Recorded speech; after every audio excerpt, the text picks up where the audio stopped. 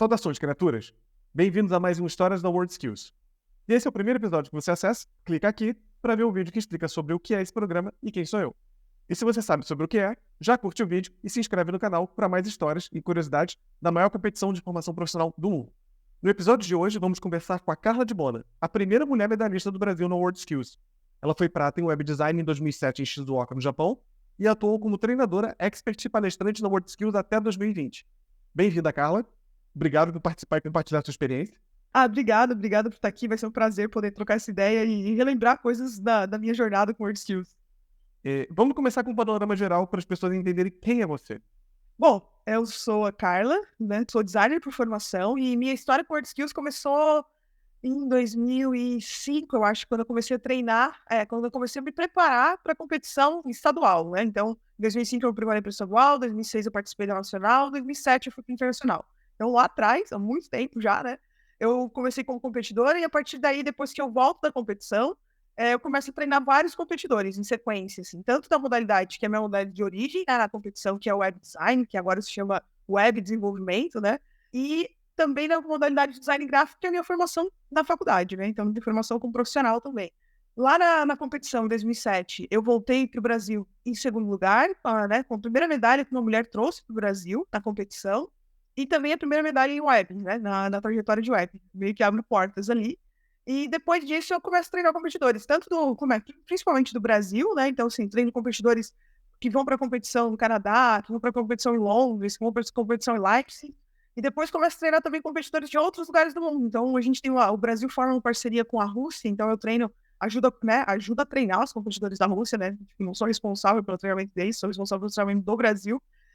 E também tenho a oportunidade de também fazer essa troca, essa experiência com o pessoal da China, sabe? Então, na competição de 2019, eu meio que, assim, estou treinando a competidora do Brasil e, em paralelo a isso, tem um processo ajudando, né, fazendo essa troca com a Rússia e com a China também. Então, foi muito legal essa experiência, assim. Tudo nesse momento voltado mais para o design gráfico e sempre dando suporte em web, porque como eu sempre fui mais forte na parte de visual, na parte de design, ou user interface, como a gente fala hoje em dia, fui muito mais forte nisso. Então, ao longo da minha carreira, eu meio que vou deixando um pouquinho de lado a programação. A programação ela passa a ser uma coisa que eu não faço mais. E aí, em função disso, na parte de web, eu só dou suporte na parte de design como um todo, né? Na parte de user interface, e foco mais a minha atenção em design gráfico. Legal essa parte de você participar do treinamento da Rússia e da China. Isso, da Rússia e da China. Uau! Posso contar mais ainda sobre isso. Assim. Basicamente, assim, o que aconteceu? Em 2019, a Rússia ia sediar a competição, né? Então, eles fizeram uma parceria com o Brasil, né? Com o Senai, né? Fizeram uma parceria em algumas modalidades que eles entendiam, eu não sei qual foi a dinâmica que foi tomada, mas em algumas modalidades eles trouxeram alguns experts do Brasil, meio que para ajudar eles a entender como eles treinavam, como que a gente treinava, como que a gente se preparava, meio que nossa estrutura, assim, o que a gente fazia, já que o Brasil é uma referência na competição, né? O Brasil é muito sólido na competição, sempre fica lá entre as primeiras posições dos países, né, como um todo. Então, vendo isso, em 2015 a gente ficou em primeiro lugar geral, né? Então, tendo isso como referência, e a Rússia querendo fazer bonito, né, no seu país, no seu local, faz todo sentido. É o que acontece muito na Olimpíada, quando a gente pensa nas Olimpíadas dos esportes, também tem isso, né? Tem essa troca. Então, acho que começou a acontecer um pouco isso. Então, a gente ficou num projeto mais ou menos, acho que de um ano, um pouquinho menos, um pouquinho mais. Eu sei que eu fui uma vez para a Rússia, fiquei 15 dias, aí passou acho que uns quase 6 meses, ou um pouquinho menos, não, passou uns 3, 4 meses. Eles vieram para o Brasil, ficaram 15, 20 dias aqui, e aí depois acho que passou mais 3, 4 meses, a gente foi de novo para a Rússia para poder fechar o treinamento com eles. E paralelo a isso, a gente estava treinando a competidora do Brasil, né, que era a Bia na época. Então, e aí fui eu e meu ex-competidor, que foi o meu competidor de 2015, que foi o que eu treinei desde o início, né, que eu selecionei e tal, que é o Carlos, depois eu posso entrar nesse detalhe, mas basicamente a gente passou por esse processo. E aí na China, o que aconteceu, em 2015 eu fiquei muito próxima do expert da China, assim, sabe? Fiquei muito próximo do Wilson, a gente trocou bastante figurinhas na época que eu fui expert. E aí, em função disso, a gente sempre, né, quando a gente se encontrava nesses eventos, a gente foi fazer uma prova na Austrália, daí ele estava lá também. Aí eu conversei bastante com ele me chamou, na verdade, ele me mandou uma mensagem, falou, cara, eu gostaria que você viesse para cá, como você tem uma experiência em web, agora a prova de design gráfico vai começar a ter coisas relacionadas a design digital, eu preciso ter um pouco dessa experiência, e você foi a competidora na modalidade web, de treino os competidores de web, etc e tal. Daí ele me convidou para ir para lá, custeando esse processo. Daí, nisso, eu entrei em contato com o Departamento do Brasil, assim, que é o responsável, perguntando se eu tinha autorização, se eu podia ir para lá, para ficar 15 dias nesse processo de troca, já que eu era expert, né? Daí eu fiquei lá 15 dias também com eles, conheci a escola de design da Chile, que é muito legal, muito impressionante a escola deles. E aí eu tive essa oportunidade. Então, 2019, para mim, foi um ano muito movimentado em relação ao WorldSkills, porque eu estava envolvida com muitas coisas. 2015 também.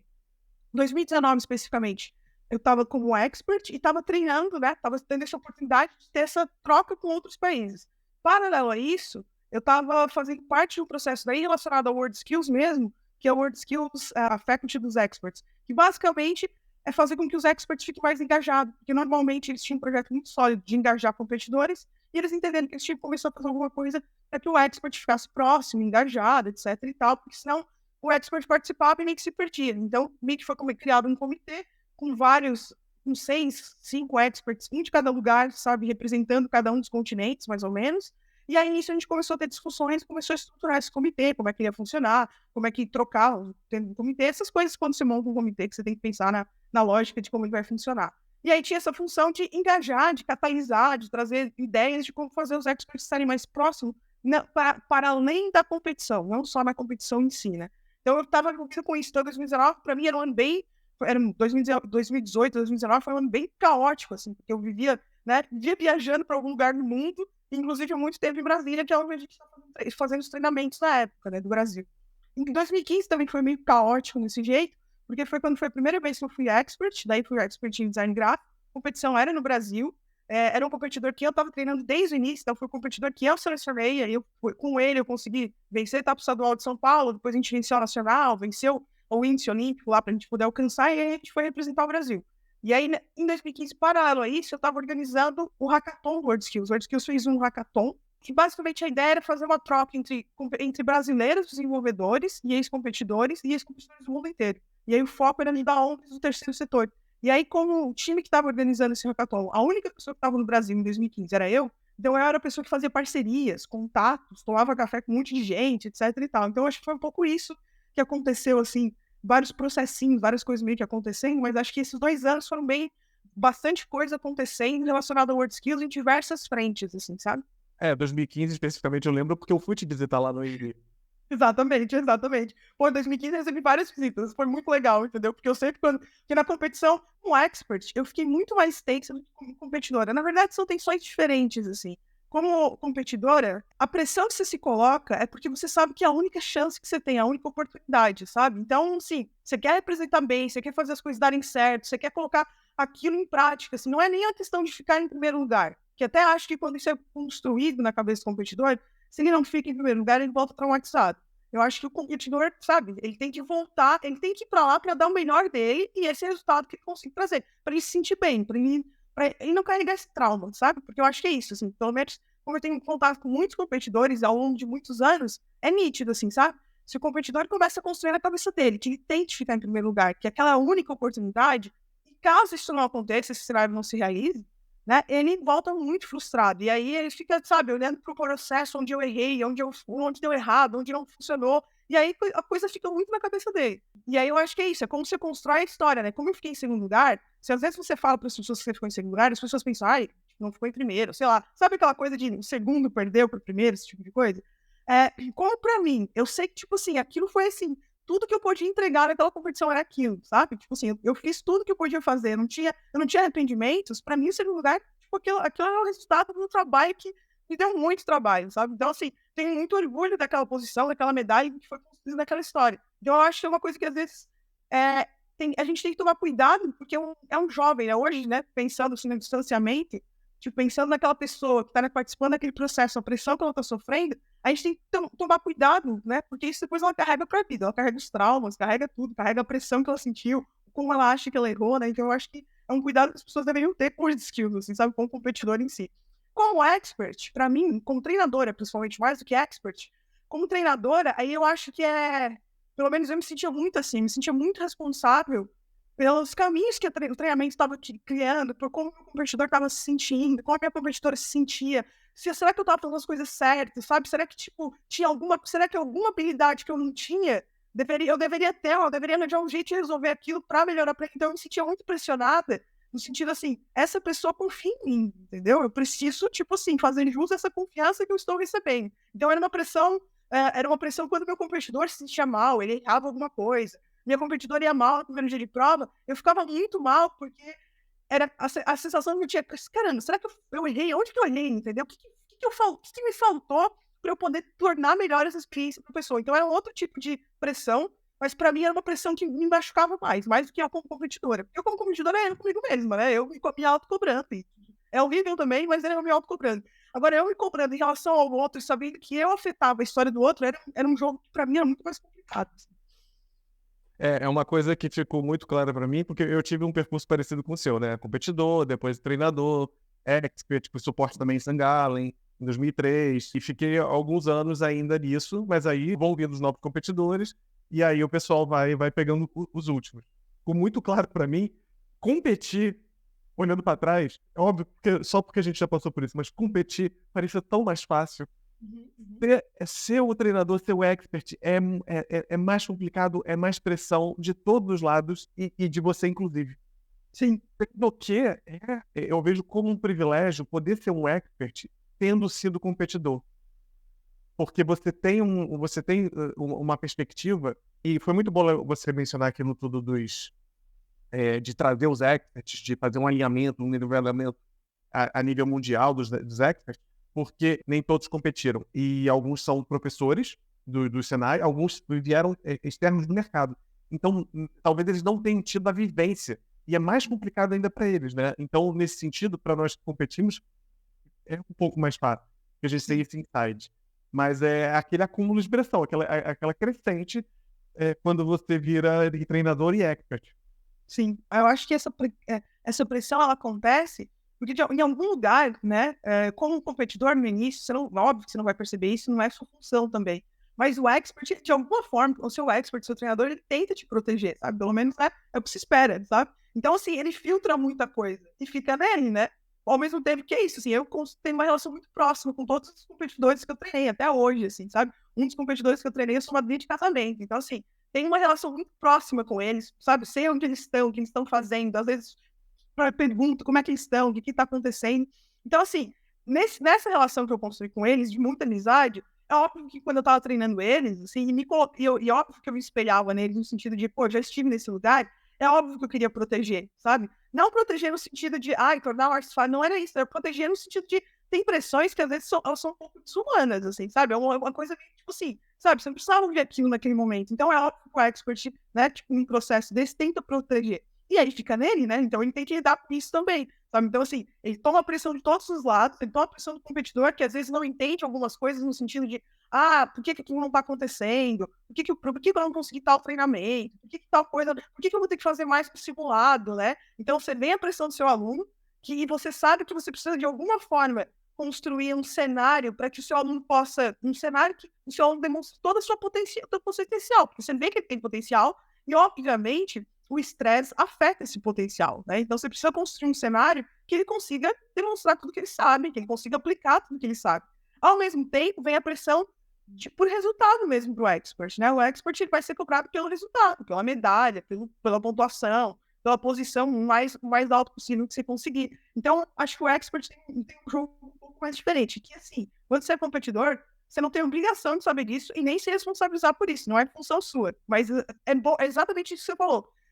Eu, quando era competidora, às vezes eu me irritava com o meu treinador, com o meu expert, sabe? Normal, entendeu? Eu tava estressado, me irritava com as coisas. E eu era jovem, né? Também. E aí, quando eu viro expert, eu começo a entender um monte de coisa que aconteceu no meu processo, sabe? Tipo, puxa, é por isso que tal coisa aconteceu. Sabe? Começo a reconhecer algumas coisas que, obviamente, como competidora, ou tem só uma das experiências, obviamente você não vai conseguir ver esse todo, né? Então, acho que ter a oportunidade de ser competidora e depois virar expert é muito legal, porque você vai entendendo melhor, entendeu? As coisas que aconteceram até no seu processo, assim, até para você revisitar algumas coisas e conseguir dar outros significados. Então, acho que isso faz bastante sentido. Sim, é um misto de proteção, de ressignificação e disposição controlada do competidor a determinadas questões. Exatamente. Porque quando você dimensiona para ele determinados aspectos da competição e você explica questões como os avaliadores também são humanos, eles também estão sob pressão, eles também estão sendo cobrados, eles têm que fazer a avaliação. Isso está sendo cobrado dessa forma, não é nenhuma pegadinha, é porque dessa forma fica mais justo para avaliar e mais prático para avaliar para todo mundo, fica mais transversal, gera menos espaço para debater e para discutir. Então, quando você expõe de forma controlada o competidor a todas as questões que tocam a competição e toda a dinâmica de prova e tudo mais, você consegue, inclusive, colocar ele num lugar de menos estresse, porque ele entende, cara, nem tudo depende de mim. Eu só preciso me preocupar em fazer o meu melhor, porque, de resto, não está na minha mão. O meu objetivo não é a medalha, o meu objetivo é fazer o melhor que eu puder. Porque a medalha é consequência de uma série de coisas. Quem disse que eu sou aquele que treinei mais? Quem disse que eu sou aquele que teve o maior investimento de tempo humano, de recurso para o treinamento? Talvez tenha pessoas que tenham tido muito mais tempo de preparo que eu, tenham devotado sua vida para... E, cara, se elas fizeram isso, cara, é ela que tem que ganhar, pelo amor de Deus, a medalha. Mas o que me interessa é a minha pontuação. Né? E quando você expõe de forma, né, novamente controlada, porque é aquele negócio que você falou, o expert e o treinador e o expert são escudos de muita coisa, né, de você tem muita coisa, você coloca o competidor numa condição muito mais sustentável de exercer o papel que ele vai exercer. Isso dito, uma coisa que eu gosto, e que não é de forma alguma contraposição ao que eu acabei de falar, uma coisa que eu sempre incluí nos meus treinamentos, quando eu estava preparando competidores, e todas as vezes que me chamaram para dar uma consultoria em outros treinamentos, eu sempre falei para a pessoa que estava preparando eles, assim que você puder, coloca ele na condição de avaliar outras pessoas, porque só quando você faz o pulo para expert é que você entende completamente o que você deveria ter feito ou o que você deveria fazer quando você era competidor. Porque quando você está só de um lado do jogo, você tem uma visão e você, enfim, recebe lá, você tem a ficha de avaliação, você tem a prova, você performa de tal jeito. Mas quando você passa para o outro lado, nem que seja num ambiente de simulação ou de escolar, e você pensa assim, espera, eu tenho que montar essa ficha de avaliação para essa prova. Eu tenho que avaliar a pessoa por isso. É por isso que eles sempre pediram desse jeito, porque desse jeito eu consigo avaliar tal coisa. E aí, quando ele percebe isso, ele na prova muda o comportamento dele e começa a dar mais insumos para que o expert dele, inclusive, consiga arguir num momento de avaliação. Sim. E uma coisa que eu acho que, assim, você só vai se dar conta disso quando você estiver avaliando mesmo, assim, principalmente se você estiver fazendo uma avaliação internacional. A barreira da língua, a barreira cultural. É tantas barreiras que se constrói quando você vai para a prova do WorldSkills, porque, obviamente, a linguagem vai ser em inglês. Só que, assim, várias pessoas não falam inglês, vão para os seus intérpretes. Então, a gente já tem uma quebra já tem um jeito que cada país lida, sabe? Finaliza arquivos, por exemplo, pensando em design gráfico, sabe? Mas o jeito que eles falam é estranho. Sim, por isso que a gente tem que encontrar um padrão, entendeu? Para que a gente possa colocar todo mundo no mesmo lugar e falar quem que, deste contexto, nesta situação, é o melhor. Não significa que o fato de você ter ficado em primeiro lugar, você é o melhor competidor. O fato de você ter ficado em quinto ou sexto, significa que você ficou em primeiro lugar naquele contexto, com aquela prova, com aquela situação, naquele contexto você conseguiu executar melhor a prova. É só isso que significa. Acho que isso é uma coisa também que é importante o treinador, o competidor construir, né? O treinador, principalmente o treinador, construir isso, sabe? Naquele contexto. Porque às vezes aconteceu em uma das competições que eu estava participando.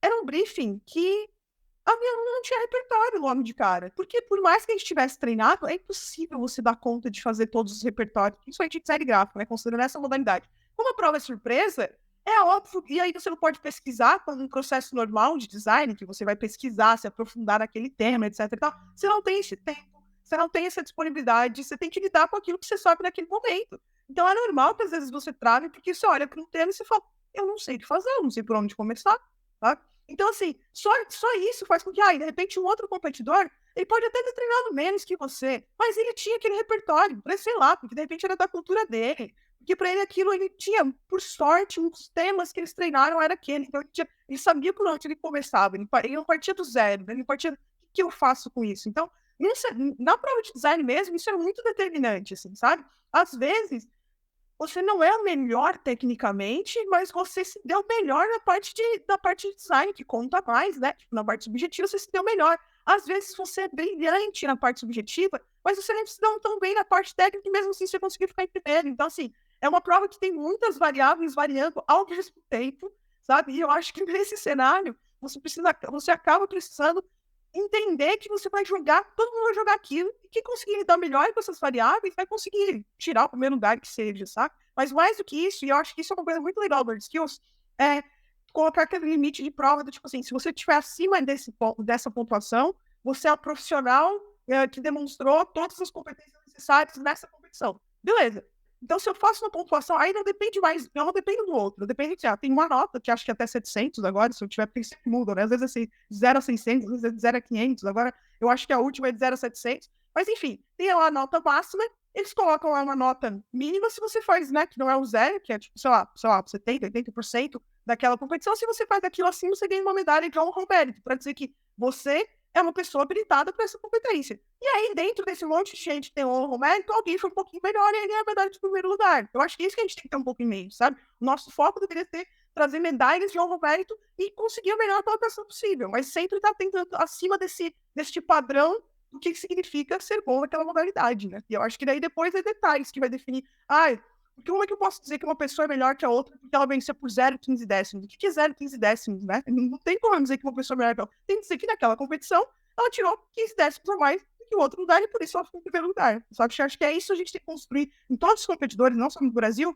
para que a competição seja um lugar que, além de eu fazer uma prova e me provar como competidor, que eu possa construir relações e que eu possa aproveitar essa troca de cultura, de ouvir pessoas de outros lugares. A maioria, pelo menos no caso do Brasil, a maioria dos competidores do Brasil é a primeira vez que vão viajar para fora. É a primeira vez que vão ter contato com um monte de gente de um monte de lugar. Foi a minha experiência. Quando eu fui em 2007, eu fui para o Japão, é a primeira vez que eu estava fazendo uma viagem internacional. Na minha cabeça, na minha possibilidade, eu nunca teria ido para o Japão, sabe? Não era uma possibilidade, não era um lugar que eu imaginava que eu fosse visitar, passear. Então, assim, conhecer pessoas, tem um monte de gente falando um monte de língua, outras culturas. Então, às vezes, a gente precisa olhar para essa possibilidade e não ficar só focado em medalha. Por mais que eu acho que é importante, é uma competição, óbvio que você quer ganhar, mas você não pode atribuir só a isso, porque senão você fica muito raso, né? Não, total. E muito interessante voltar um pouco nessa parte de você participar do treinamento da Rússia e da China. Claro. O que você destaca dessa experiência? Acho que sim, primeiro a questão cultural, né? Acho que em relação aos treinamentos, logo que eu fui para a Rússia, né? A primeira vez que eu fui para a Rússia, para ter contato com eles e tal, e é isso, assim, acho que você vai perceber diferenças em cada uma delas, né? Na Rússia, uma coisa que me chamou muita atenção é que eles eram muito fechados e tinha até uma desconfiança, assim, sabe? Porque eu acho que eles não foram tão inseridos no processo de por que aquilo estava acontecendo, pelo menos no primeiro momento. E aí chega uma pessoa, eu, com essa cara de novinha, entendeu? Sabe? Tipo assim, por que tá chegando essa menina do Brasil? E eu acho que também tem um pouco esse preconceito com brasileiros, e tudo bem, entendeu? E faz parte do jogo, no sentido de que quando a gente pensa em design, a gente pensa na Europa, entendeu? A gente pensa nessa referência. E aí, quando chega uma brasileira para treinar os russos, rola um ruído, tipo assim, como assim, sabe? Tipo, por que isso está acontecendo? Obviamente, no contexto da Olimpíada do World Skills, fazia sentido o Brasil estar lá. Então, acho que tem essa primeira desconfiança no primeiro momento, sabe? Até porque eu chego aplicando prova, porque era isso que a gente foi brifado, né? Então, eu já chego aplicando prova, para eu ver como é que elas competem, para eu poder fazer um relatório, né? Então, eu tenho que entregar esse relatório. Então, tem essa coisa de avaliação, né? Então, gera um pouco esse lugar de, tipo, por que você está aqui, né? Até porque não foi diferente da China, por exemplo. A China falou assim, eu quero que você venha para cá, eu quero que a Carla venha para cá e fique 15 dias aqui com a gente. Era outro jogo, né? Então, assim, eles queriam ouvir o que eu tinha para dizer para eles. No caso da Rússia, no primeiro momento, quem é a Carla? Quem é essa brasileira que veio para cá? Sabe? Então, no primeiro momento, tipo, tinha uma desconfiança, sabe? E eu tinha que fazer um processo que estava organizado, mas tinha uma certa desconfiança, assim, sabe? Tipo, não pode ser, tem alguma coisa errada. Então, acho que isso foi se quebrando ao longo do tempo, assim, e para mim, assim, o que foi determinante em ambos os processos foram as minhas intérpretes, sabe? Minhas intérpretes, elas foram determinantes no processo, no sentido de que elas estavam muito interessadas em fazer as coisas acontecerem no sentido de língua mesmo, né? Porque é isso. A maioria dos russos não falava inglês, eu não falo russo, né? Logo, precisava de uma pessoa que conectasse as partes, assim como lá na China, entendeu? Lá na China, os alunos, os professores que eu tive contato falavam todo chinês, e a intérprete falava inglês e chinês, e eu falava português e inglês. Então tinha já também essa questão, a própria barreira da língua. Então, assim, se não tivesse as intérpretes ali, e não só intérprete para fazer uma tradução fria, sabe? Intérprete, tipo assim, para conectar, assim, para me ajudar com questões do dia a dia, inclusive, questões bobinhas, não, que não tinha nem a ver com o processo, até para eu me sentir bem no processo, assim, como é que eu troco dinheiro, como é que eu falo com não sei quem lá, sabe? Às vezes os intérpretes ouviam isso para mim, senão eu não conseguia fazer as coisas, né? Então eu acho que esse papel, nesses dois processos, foi fundamental, sabe? Um intérprete que não era só preocupado com trocar as línguas, né? Fazer as coisas serem comunicadas, mas fazer com que as coisas funcionassem para ambos os lados, entendeu? Então, acho que isso era muito importante, foi muito determinante no processo, pelo menos do meu ponto de vista. E aí, na Rússia, foi muito, muito legal quando pensando no treinamento, porque foi uma construção, né? Então, assim, eu fiquei 15 dias lá, foi o primeiro contato que eu tive com eles.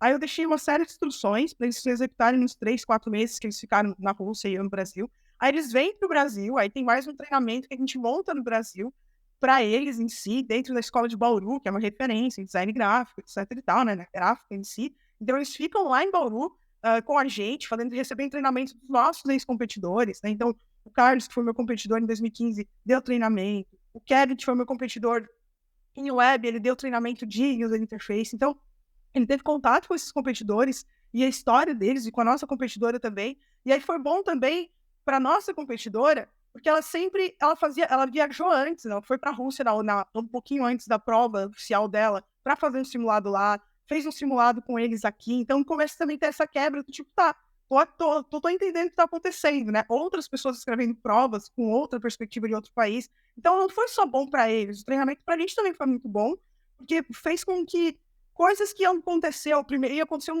por exemplo, para a Bia, né? Assim, no meu caso, né? Eu só fui ter contato com os competidores internacionais lá na competição. Então, eu, né, tenho aquele primeiro susto, tipo, outra barreira, outro língua, outro país, outras coisas, mil coisas acontecendo. Com ela, a gente conseguiu criar essa conexão, né? De quando ela chegou na competição, ela já via, tipo, as amigas, mais com as competidoras, né?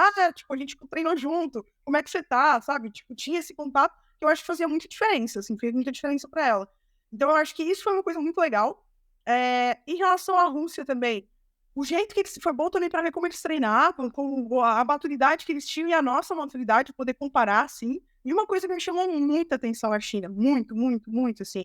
Sempre que eu, por exemplo, na Rússia, eu tinha mais contato com o treinador responsável, com a treinadora que estava responsável naquele momento, e com as competidoras. Na China, eles são tão, acho que um pouco da cultura oriental mesmo, né, lá do outro lado, assim, eles eram tão respeitosos que sempre no final do dia tinha uma reunião. E nessa mesa, né, sentava eu, o competidor, o professor, ou os dois professores que estavam responsáveis naquele momento, a intérprete e o diretor da escola. E o diretor da escola era o expert, né? E ele sentava lá, e aí me chamava muita atenção, porque todos eles sentavam com um caderninho, todos, assim, sabe? Um caderninho na mão, assim, sabe?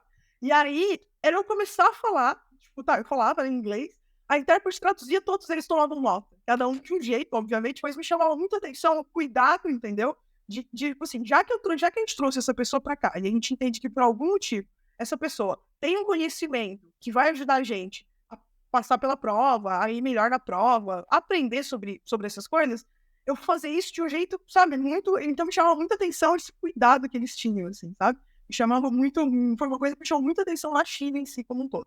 E a escola deles era muito legal, assim, uma coisa que me marcou muito. A escola da China, como ela tinha laboratórios muito legais, né? E daí na minha comparação pessoal, era a comparação com a faculdade onde eu estudei, né, tipo, que é uma universidade pública daqui do Brasil, com o que eu conheci, né, do que eu conheci da Rússia, que eu conheci da China. Então, eu comparar os três, assim, e aí da China, assim, era um outro nível, assim, sabe? Era uma universidade muito, muito impressionante, por assim, sabe? Em termos de qualidade, de disponibilizar laboratórios, o que eles tinham acesso em relação a tecnologias, assim, sabe? Comparados a esses três, né, que eu tinha referências mais próximas. Legal isso. Se você tivesse que apontar uma situação negativa ou ruim ou de aprendizado, o que você falaria? Quando eu penso em situações de aprendizado, acho que talvez a coisa mais importante para mim, tanto como competidora, como avaliadora, como expert, enfim, é não assumir que as coisas que elas estão combinadas e elas vão acontecer exatamente como elas estão combinadas, tá? E aí em diversos cenários isso, tanto no cenário assim, coordenação do time do Brasil com os competidores, com os experts, Porque assim como a gente tenta expor o competidor às informações de forma controlada, a direção, a coordenação também precisa fazer isso em diversos momentos, sabe? E aí, às vezes, ela precisa mudar um jogo por N motivos. Ela precisa mudar uma coisa que, a gente ia fazer desse jeito e agora a gente vai fazer de outro, sabe? E às vezes isso afeta o seu competidor ou afeta você porque você estava se preparando para um outro jeito de pensar, sabe? E aí eu acho que se preparar para lidar com essa flexibilidade, sabe? Não de não preparar, mas imaginar cenários, sabe? Mais diversos. Talvez foi uma coisa que eu precisei trabalhar mais com os meus competidores, assim, sabe? Porque eu acho que isso afetava mais eles. Quando mudava, assim, sabe? A gente, sei lá, a gente tinha uma orientação de que ia ser desse jeito. E aí chegava na hora da competição por algum motivo. Às vezes era por causa do World Skills, porque mudou alguma coisa. Às vezes era por causa do time do Brasil. Às vezes era por qualquer outra coisa. Mudou alguma coisa que precisava mudar. Isso afetava o competidor, porque ele já estava sob tanta pressão, que ele pensava, não, mas eu tinha me preparado desse jeito. Não, mas foi tal coisa desse jeito. Mas por que isso está acontecendo? E aí, eu acho que às vezes me escapava, sabe? De falar, tipo, entendi, a gente se preparou mesmo desse jeito. Eu concordo com você. Mas a gente precisa agora, olhando para tudo que a gente sabe, tudo que a gente domina, como é que a gente vai fazer para lidar, entendeu? Com esse cenário, que é um cenário que não é só para você. Esse cenário está acontecendo para todos os seus competidores. Eu acho que isso, às vezes, trabalhar um pouco mais essa flexibilidade, acho que às vezes me faltou, sabe? Porque você quer passar segurança pro competidor, e aí você marca uma estrutura, uma regra, uma lógica com ele, e aí, tipo, quando acontece uma mudança dessa, às vezes você pega, o competidor fica desprevenido, e aí você, tipo assim, não consegue mais naquele momento amarrar aquilo, porque a competição tá acontecendo, aquelas coisas estão acontecendo. Então eu acho que num cenário como esse, para mim, eu acho que eu consigo visualizar vários exemplos de coisas, tanto eu como competidora, eu como, sabe, coisas aconteceram que você tem que se adaptar, sabe? Então eu acho que talvez o aprendizado mais importante você precisa ter um plano, você precisa ter uma estratégia, entendeu? Mas nisso que você está montando, organizando, a adaptabilidade, ela precisa estar presente, sabe? Era uma das questões que era muito puxada na minha época e eu também vi acontecer depois de mim, em determinados momentos.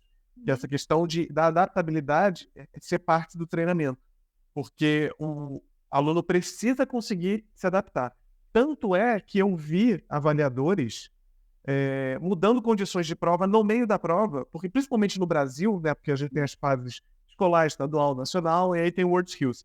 No Brasil tem aquela avaliação psicológica, tem o teste teórico, né? Tinha aquelas coisas que o Senai colocava, ou ainda coloca, eu não sei como é que está exatamente agora, mas eu vi avaliadores, e eu não discordo deles não, que eles propositalmente mudavam as condições de prova no meio da prova para ver quais competidores que se abalavam e quais que se mantinham e se adaptavam. Porque eles queriam avaliar esse tipo de capacidade de reação. Eu acho que, assim, pensando nesse aspecto psicológico, uma coisa que eu achei muito legal, vem dessa evolução, né, dentro do processo de treinamento do Brasil, foi justamente eles terem colocado um time que te dava apoio psicológico, né? Então, assim, pelo menos a partir de 2015, se eu não me engano, eu acho, né, usando as informações que eu tenho e que eu experienciei.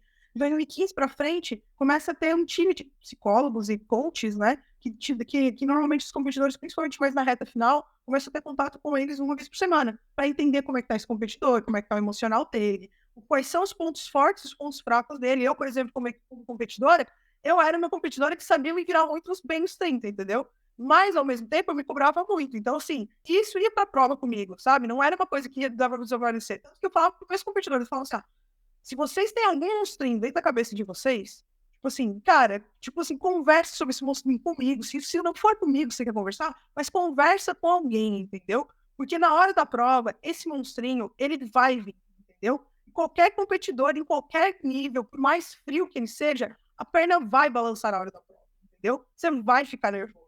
Você vai, porque aquilo você considera, você está comprometido com aquilo é muito importante para você. Não tem como, entendeu? Você ser a pessoa mais fria do universo, sabe? Não existe. Então, assim, começa a pensar, tipo assim, o que te deixa nervoso na prova? O que te faz... eu ler a prova. Por exemplo, um fator surpresa na prova de design gráfico, sabe? O que te incomoda na prova?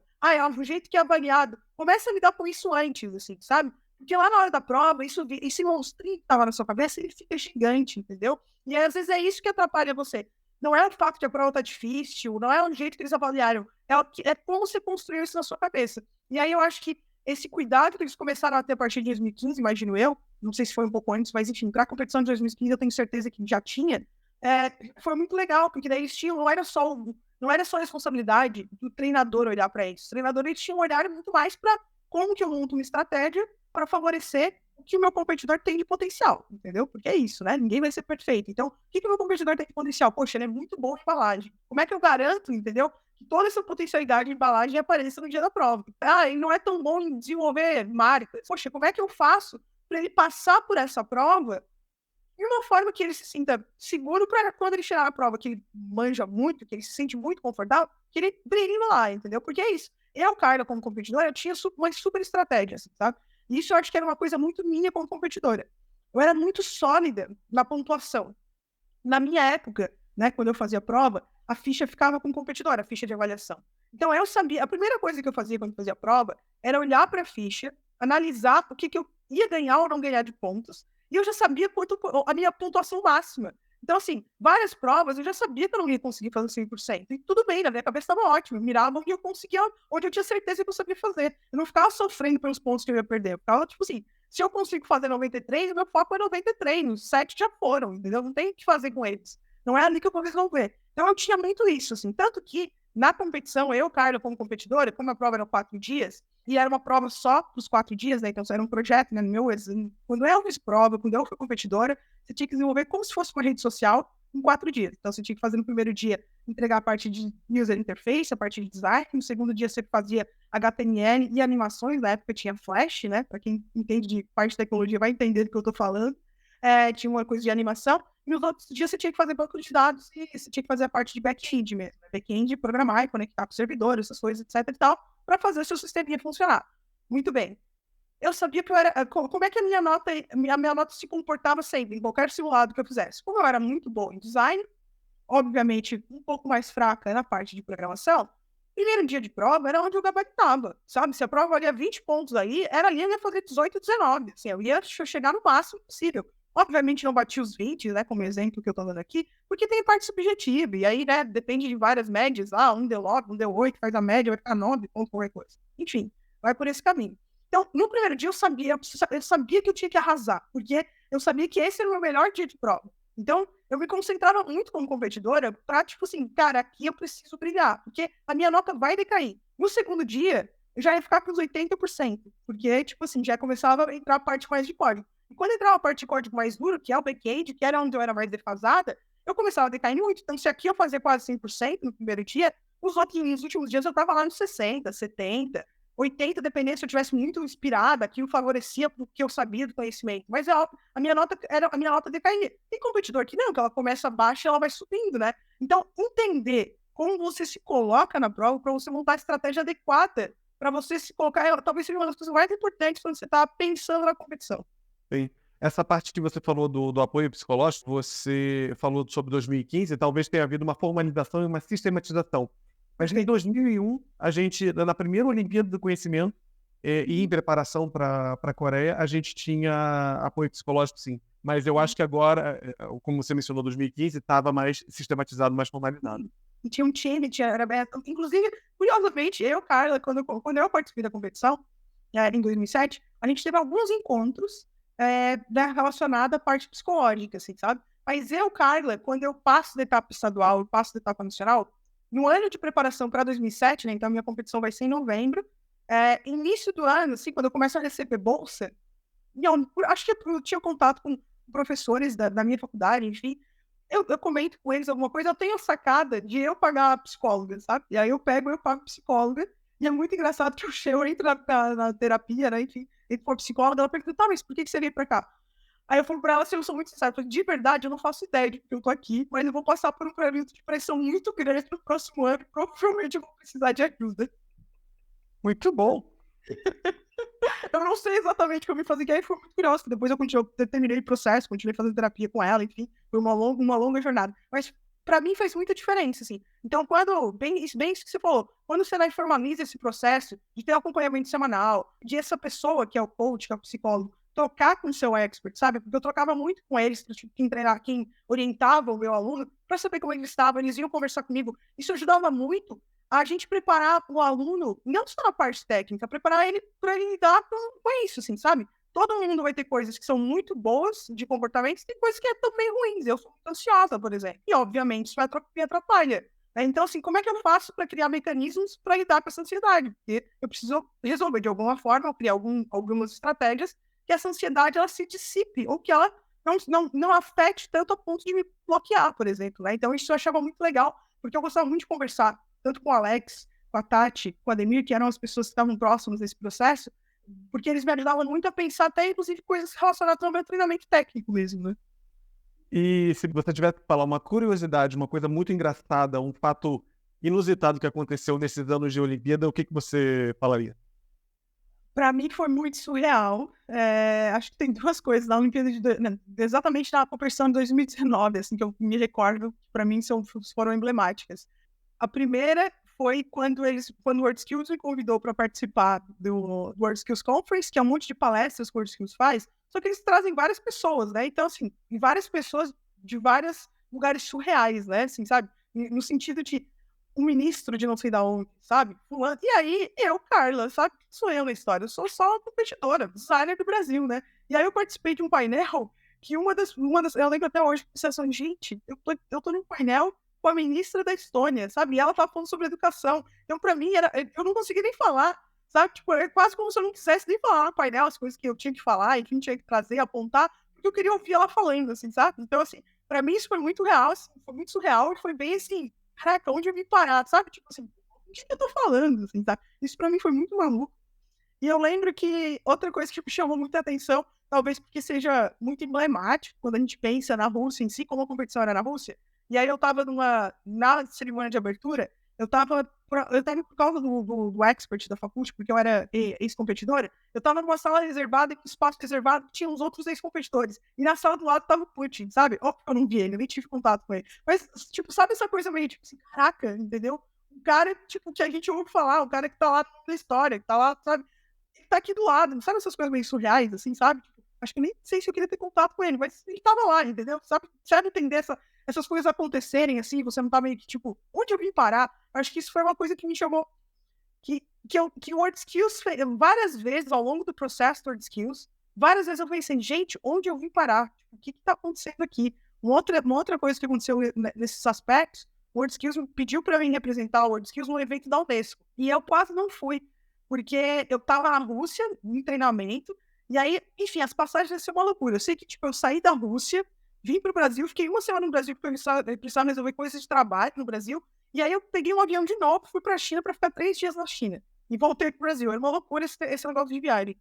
E nesse evento da China, era um evento é isso, assim, várias pessoas, vários ministros, várias pessoas importantes de vários países discutindo ensino técnico, né? E aí eu participei de um dos painéis. E aí, de novo, assim, sabe? Tipo, eu tava num painel da Unesco, num lugar, na China, sabe? Tipo, discutindo com pessoas, meio que representando o Brasil, porque era uma das poucas brasileiras que estavam lá, discutindo sobre educação, e eu pensando, gente, como é que eu vim parar aqui, entendeu? Então, assim, acho que sempre quando eu penso no WorldSkills, eu tenho muito carinho, porque eu tive experiências muito legais e muito malucas até, assim, sabe?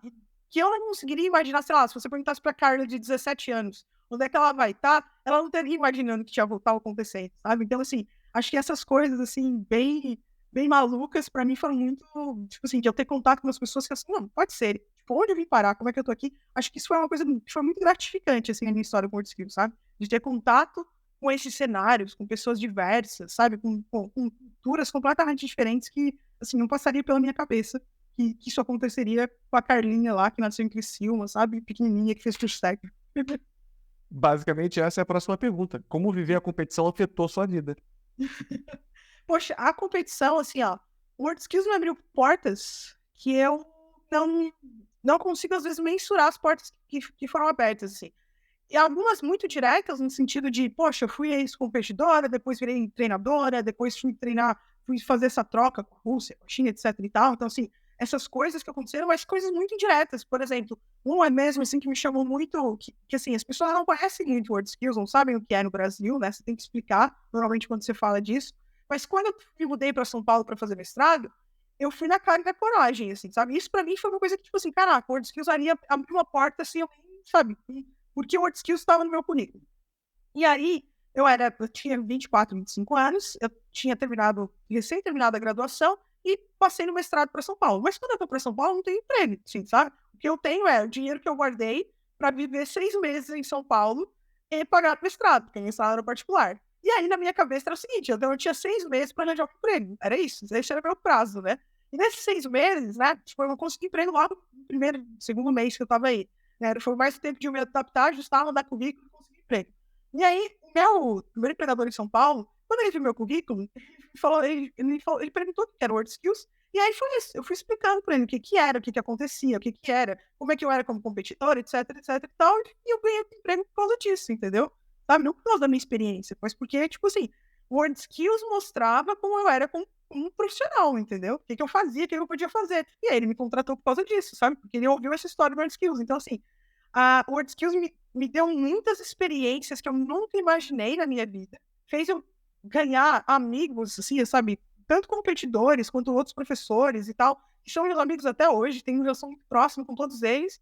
E acho que isso, assim, abriu portas que às vezes eu não consigo mensurar, sabe? Assim, tipo, ter sido convidada para esse evento da Unesco pelo WordSkills, aí isso foi uma outra coisa que também para mim foi muito surreal. Aí eu acho que eu devo ter feito um bom trabalho lá, né? Imagino eu. Que aí depois a Unesco me convida para um outro evento. Não mais pelo WordSkills, para me comprar pela Carla. Então eu vou para o México para participar de um evento da Unesco para discutir ensino técnico. A Audi patrocinando o evento, porque ela tinha uma escola modelo de relacionada ao ensino técnico no México, tal, etc e tal. E aí eu participo desse evento, não mais pelo WordSkills, porque não era Carla, sabe? Então, assim, com o WordSkills foi me abrindo portas que eu não conseguia sozinha, eu não iria abrir sozinha dessas portas, sabe? Então, assim, eu sou muito grata ao WordSkills como um todo, porque ele fez com que eu construísse coisas, conhecesse coisas, e assim, um pouco também a relação do próprio WordSkills em relação a me ajudar a fundar reprograma, assim, sabe? Porque 2015 eu sou expert, né, no WordSkills, faço contato com muita gente do terceiro setor, porque o hackathon que a gente está organizando é para beneficiar ONGs, né? Então eu falo com um monte de gente. A partir daí, eu começo a me voluntariar com vários projetos relacionados a mulheres na tecnologia. Conheço a Mariel, e a Mariel está formando a Reprograma, ela me convida para, né, ajudar o projeto dela, eu entro para ajudar, muito como voluntária no primeiro momento. E quando a gente começa a formatar o Reprograma, efetivamente, né, que eu sou uma das fundadoras de um projeto que traz mulheres para a tecnologia, priorizando mulheres negras, trans e travestis, todo aquele network que eu fiz em 2015, com aquele monte de ONG, sabe, com aquele monte de instituições, organizações do terceiro setor, favorecem para que a gente comece a institucionalizar e formar a própria Reprograma, sabe? Então, assim, de forma direta e indireta, o WordSkills afetou muito a minha vida. Quem eu sou como pessoa, como eu me coloco nas coisas, várias coisas que é nítido, assim, como isso fez diferença na minha vida, sabe? Eu não tenho como não agradecer o WordSkills, por mais que tenha sido um processo bem difícil. Acho que é isso. Sempre eu me coloquei muita pressão em todas as etapas que eu estava envolvida. Se fosse competidora, fosse o que eu fosse, eu estava sempre na pressão. Então, mas enfim, eu sou muito grata. Tenho experiências incríveis. E nesse acumulado todo, o que você falaria para quem estiver vivendo a competição agora, seja como um competidor ou expert?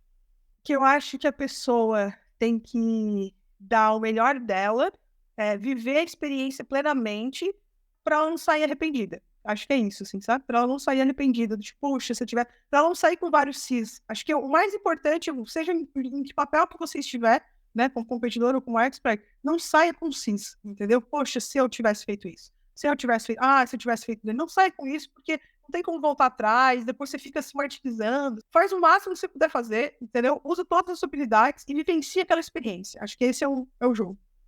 E fala mais, você começou a falar sobre o seu programa, fala mais sobre o seu momento atual, o que você está fazendo agora e onde as pessoas te encontram. Muito bem.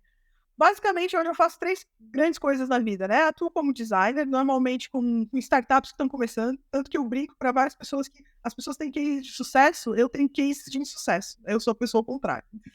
Porque como eu trabalho com startup normalmente quebra, falta dinheiro, né? E a startup em estágios iniciais, então assim, o produto não está validado, várias coisas podem acontecer para dar errado, entendeu? Então, assim, eu tenho vários cases de experiências de insucesso, eu brinco.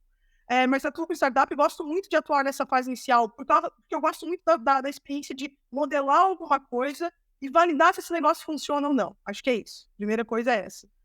Outra coisa, eu estou como professora, então, assim, dou aula na FIAP, na Terra, relacionada à experiência do usuário, design thinking, facilito workshops relacionados a isso. E, paralelo a isso, sou uma das cofundadoras da Reprograma. Minha posição nesse momento é como diretora executiva. E, basicamente, Reprograma é uma ONG focada em trazer mulheres para a tecnologia. A gente verifica que dentro da tecnologia tem um gap gigantesco de gênero, né? Tem uma questão de mulheres na tecnologia.